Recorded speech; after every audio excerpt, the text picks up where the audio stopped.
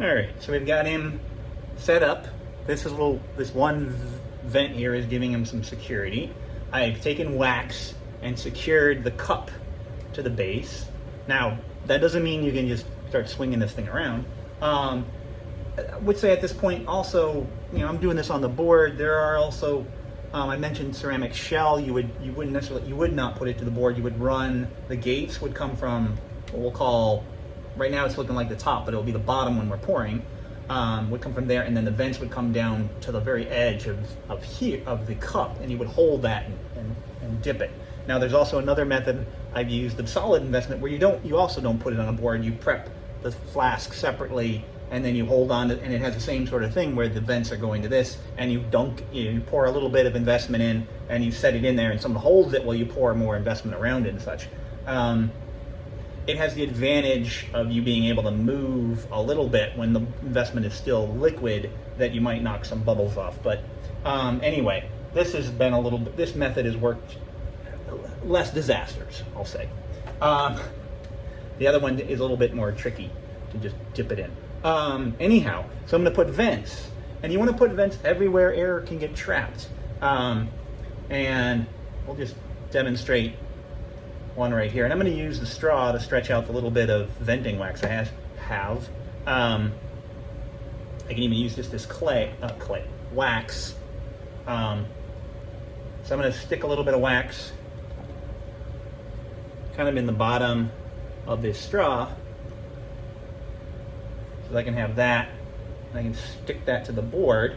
I don't want to touch it, lean it up against there like that. I want to have it out a little bit. I don't want it out like that much. I want to make a relatively small mold, but a little bit like that. Remember where you put the vents, and you can also use toothpicks.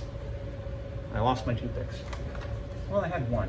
I can also use toothpicks as kind of a way to make a vent too. You can kind of, I'll use that in a second. Let's just do this first. So I can put this wax on here. And I'm going to put one on the nose. I wouldn't want to put it right in the eye. You want to think about where you're going to put these.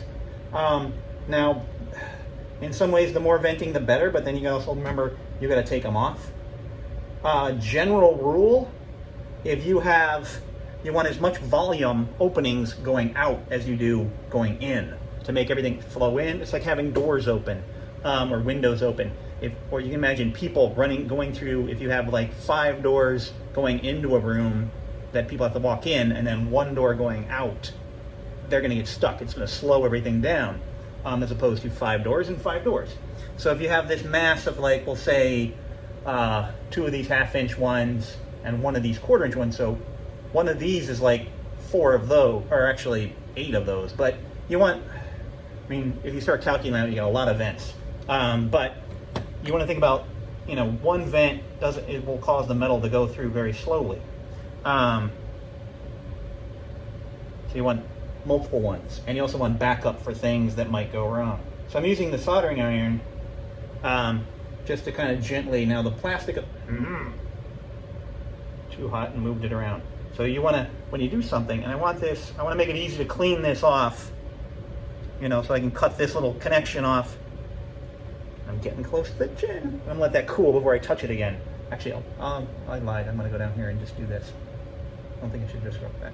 So you want to let that cool, blowing on his nose. You want to let that cool so it just doesn't break free. Remember that the wax, when you heat it up, it holds that heat for quite a while and will kind of be like soft chocolate. And I got really close to the chin here, so I'm being careless. But I got some flexibility because it's a bendy straw. Sorry, I'm giving a good shot. I pull this out, and I'm going to use you can use this to skewer in areas too. And again, think about places where you might be able to clean up the details. So I'm just going to break a little piece of this toothpick off, because I just need air. Actually, I want to shove it down here. So I'm imagining this upside down. The bubble is going to get trapped here. Cram that in his chin, and then I'm going to use a little bit of wax.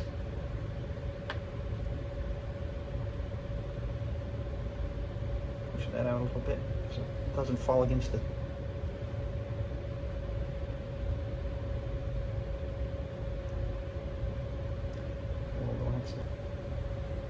So this also gives it this vent a little support. Might have getting a little bit, it's a little close there.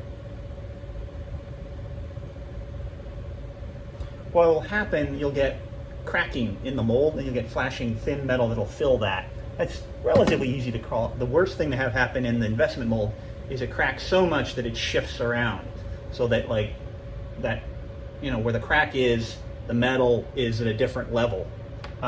Anyway, so I could do, now I would keep doing that off the edges of the ears. I'd run one up here. I'd run one, I might put a couple of these together and loop up to these edges here. I want vents coming off of here. Want some more vents down here.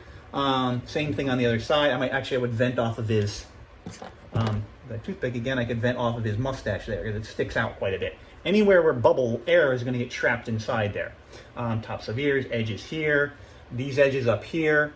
So all of those areas, the brow, I got a big, you know, could run some down here. So it'll become very encased or covered in vents, but keep them small. The connections for plaster investment, you can keep them really small. Like if you need to use a toothpick, and if you're using like the wax here, you know, you can bring it to a point. So when you connect it, it's not very much to clean up. You want to think about that. Like everything you put on, every vent you put on there, not only think about the air, you want to think about where they're going to go for the air flowing out, but what it's going to be like to have it cast in metal and how you're going to have to clean that off. Anyway, that is gating and venting with a lot more venting. It's kind of exciting to watch. Anyhow, so it's this stuff, but all these locations, okay? Take your time. Don't rush. And, oh, one more thing. If you're doing this at home as well, transporting it, be very careful. You know, give it, if you put it in a box, if it's on the board, if you've got everything gate invented or even partially gate invented, you put it in a box, put some gentle, you know, crumped up newspaper or other kind of things in there to keep it from shaking around. Also be careful of the heat. If it's out, if this sat, if I had this in here, it probably would happen here because my garage isn't air conditioned. I could come back and the weight of this over time will start to bend these. So it helps to have these other things on there. So there's, you know, heat causes the wax to soften, but not even, you know, over time, even the weight of something will start to pull things down. So make sure that you secure your wax. Keep it relatively cool. All right. Here's a little bit of a close-up of those connections. Again, making them as small as possible so they're not like hard to clean off.